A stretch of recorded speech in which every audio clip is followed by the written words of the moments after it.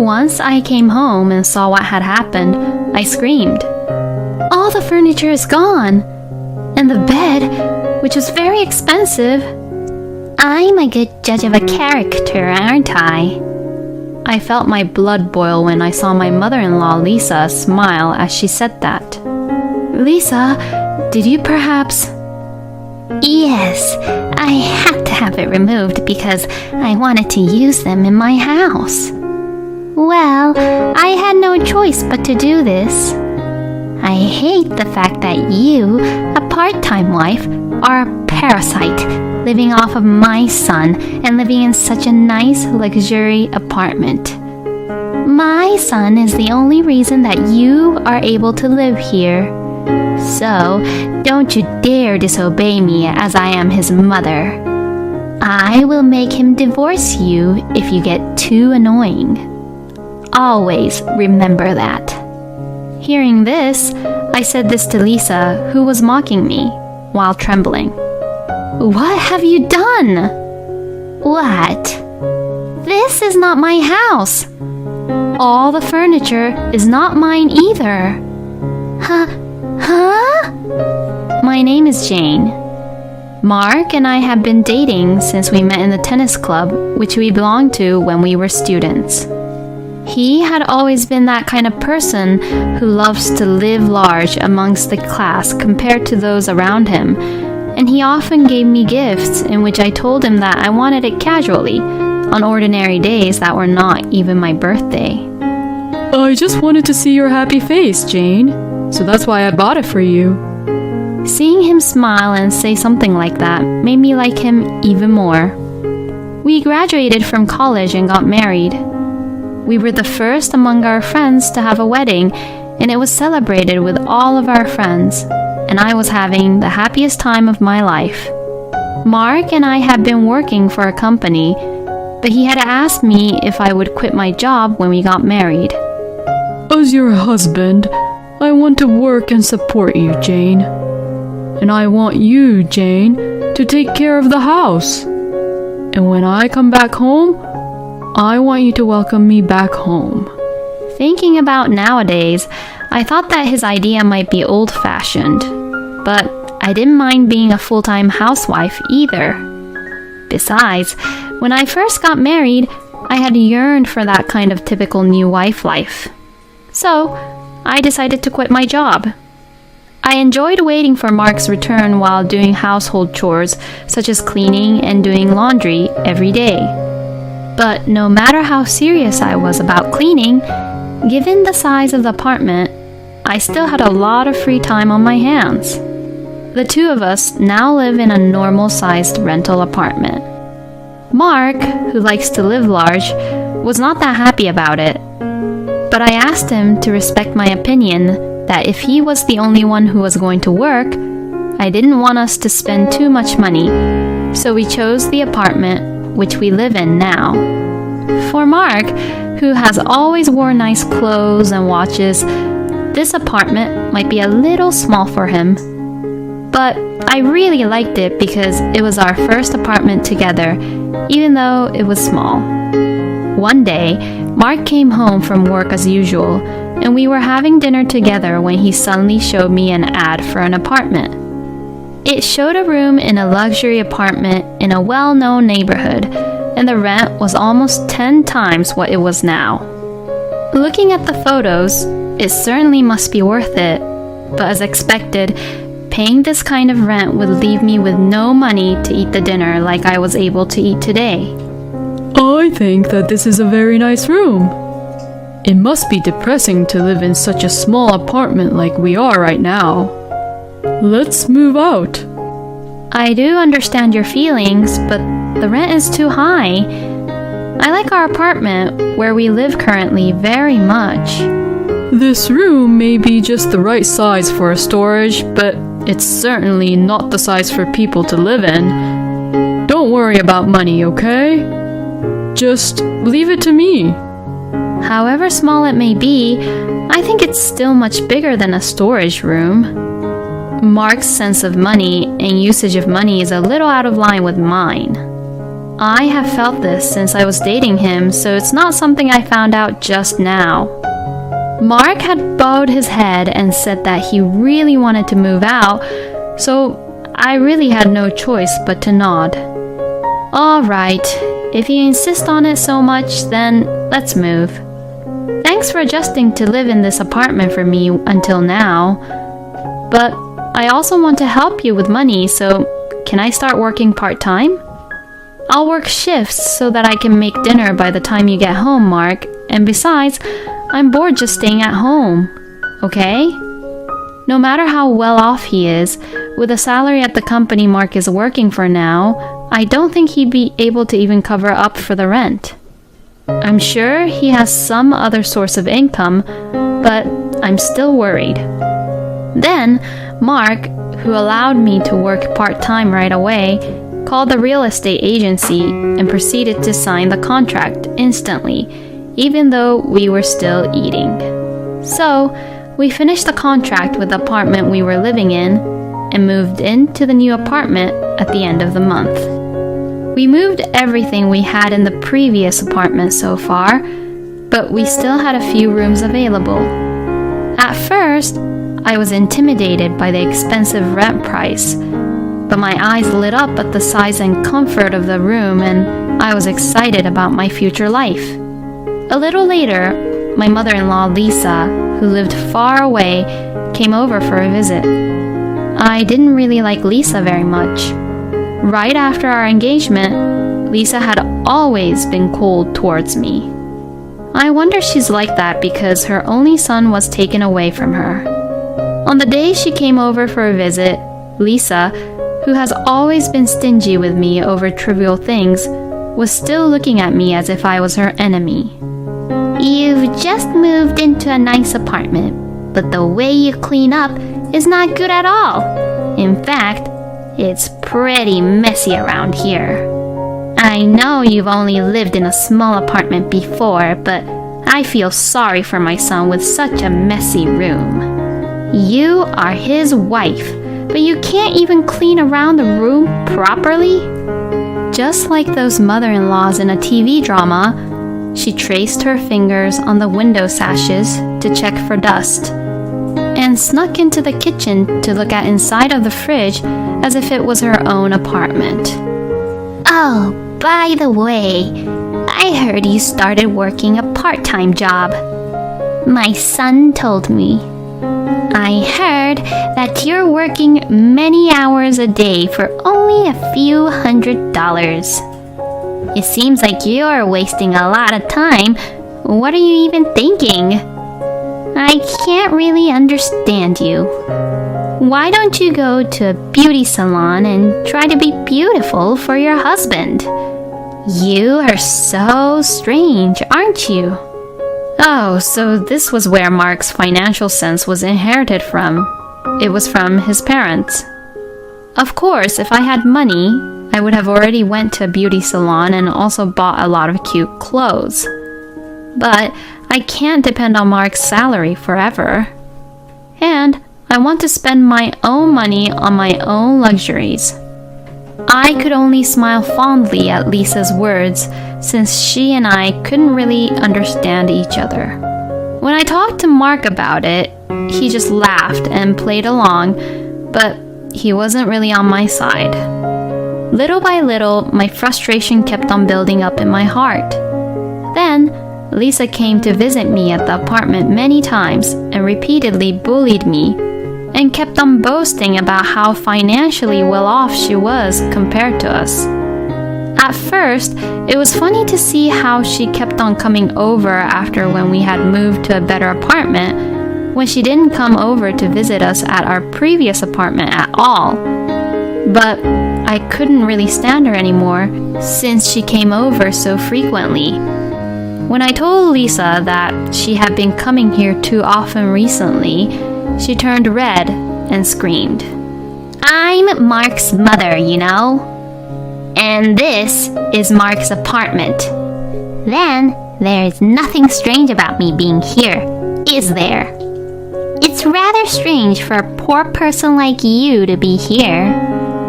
I passed by your neighbor a while ago, and she was a very nice and classy lady. Unlike you, of course. I was so embarrassed.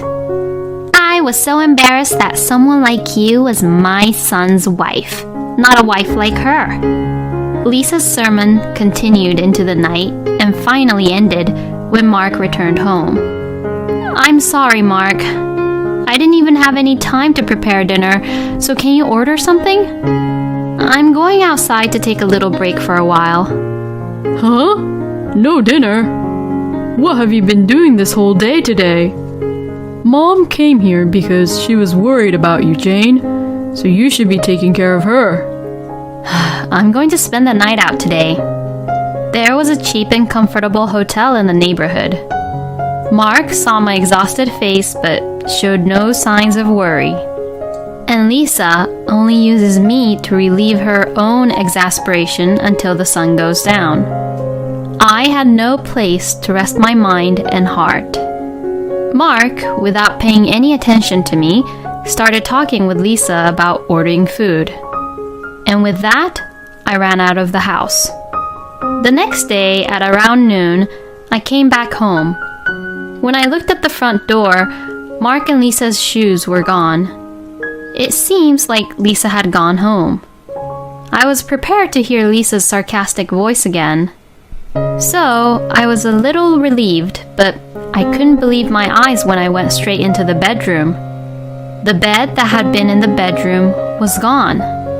I thought that a thief had stole it, but nothing else had been taken, and no one would steal that much, no matter how expensive the bed was.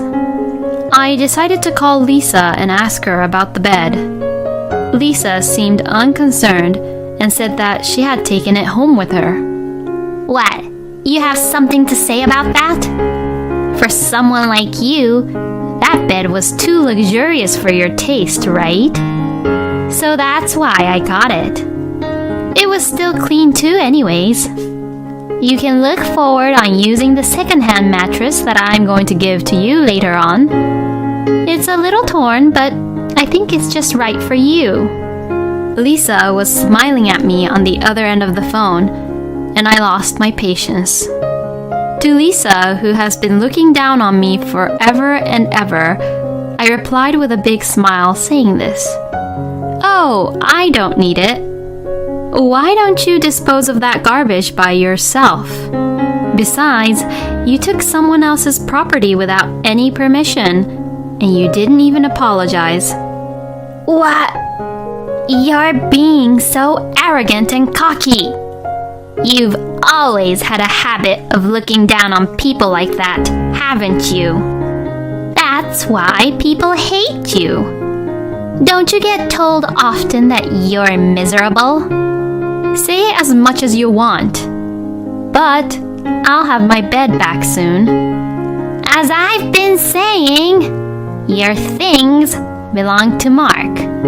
As long as Mark doesn't say no, I'm free to use them whenever I want to. That bed is not ours, Lisa. At my words, Lisa was silent for a moment. What do you mean? I decided to tell her the whole truth, as Lisa sounded very confused. I am divorcing Mark. Oh, really? I guess you finally know your place then. So, all my furniture has been moved to a new place and is not in this apartment. That bed is from a company that rents them out. It's rented?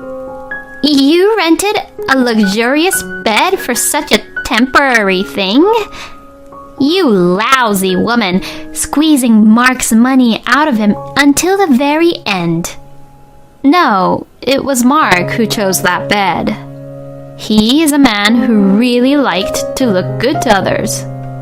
I'll tell her all the truth about Mark before I say my goodbye. I decided to tell Lisa about Mark's side that she didn't even know about. Mark had money since he was a college student, but that was easy money that he had collected by borrowing money from his classmates and friends.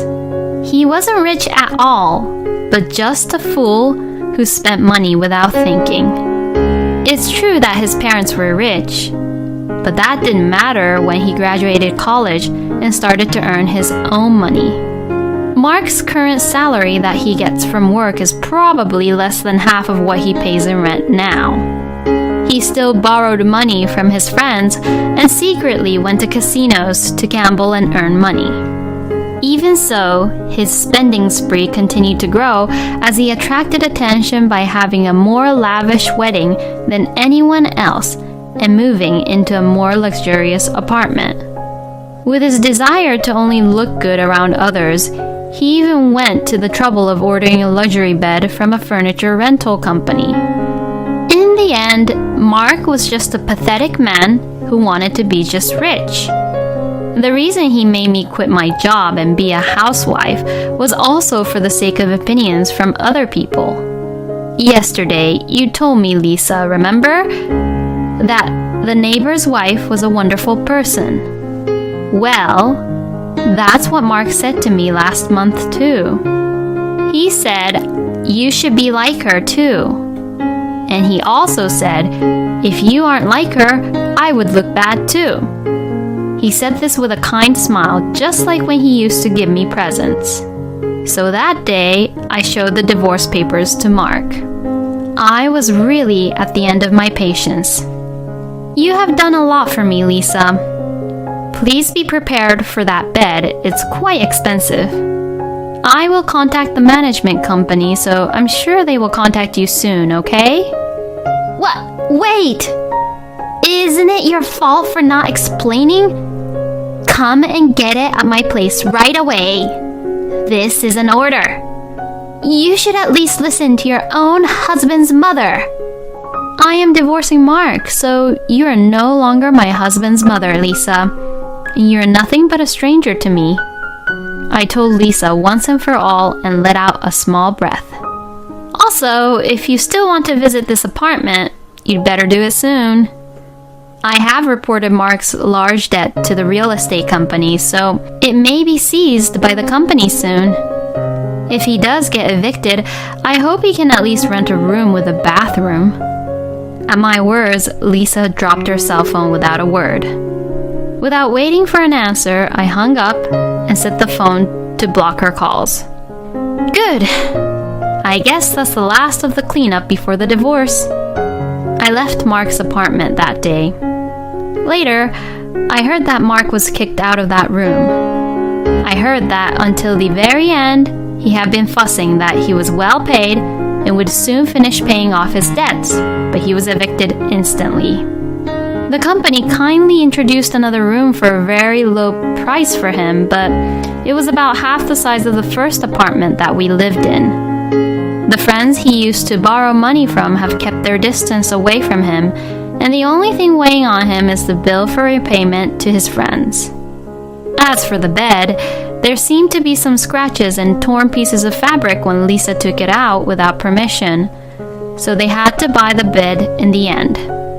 I think the total cost was less than $10,000, but it wasn't a price that could be prepared easily. And even Lisa, who was very fond of her son, had grown apart from Mark since then. Mark apparently told Lisa that he worked for a very prestigious company and was well paid. Mark was sending his parents several $100,000 every month, all of which he gathered through gambling or borrowing money. When Lisa found out about this, she apparently realized the unusual nature of Mark's personality about showing off and his bad habit about the usage of money, so she distanced herself from him. Now, I think I can have a little fun conversation with Lisa, but I never want to hear that voice again. Mark will probably lead a lonely life in a small room by himself, abandoned by his parents and his friends. I was alone in the small room I had moved into and stroked the small cactus I had placed by the window. I have no money now because I only work part-time, but I will start working again and save up some money. I didn't have to look good, and I would be able to live a full life with myself. I was relieved to know that I had my own freedom and that I could live with a cactus in my room, even if it wasn't a luxury apartment. I'm still glad that I took action, even though a lot had happened in a few days. I think I will get some delivery today. It's a bit of a luxury, but oh well. Such a small luxury is what true happiness is all about. With this in mind, I was excited to choose which delivery to order.